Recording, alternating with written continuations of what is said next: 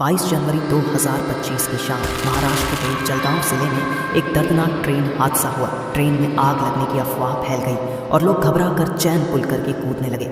इसी बीच दूसरी ट्रैक पर लखनऊ से मुंबई जा रही ट्रेन के चपेट में लगभग 30 से 40 लोग आ गए। तो आइए 3D एनिमेशन के जरिए स्टेप बाय स्टेप देखते हैं आखिर इतना बड़ा घटना हुआ कैसे।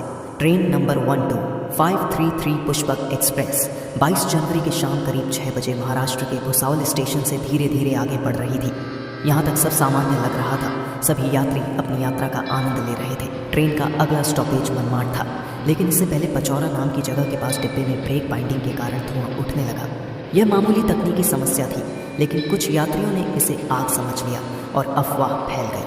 अफवाह के कारण घबराए हुए यात्रियों ने चेन पुलिंग की, जिससे ट्रेन परांडा स्टेशन के पास रुक गई। बिना स्थिति को समझे कई यात्री ट्रेन से नीचे उतर गए। उतरते ही यात्री दूसरी पटरी पर आ गए और तभी बगल वाली ट्रैक पर आ रही दिल्ली से बेंगलुरु जाने वाली कर्नाटक एक्सप्रेस तेज रफ्तार में आ पहुंची। पुष्पक एक्सप्रेस से कूदने वाले कई यात्री इस ट्रेन की चपेट में आ गए और मौके पर ही मारे गए। इस भयानक टक्कर में 14 लोगों की मौके पर ही मौत हो गई, जबकि कई अन्य घायल हो गए।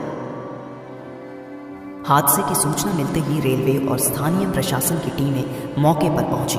घायलों को तुरंत नज़दीकी अस्पतालों में भर्ती कराया गया।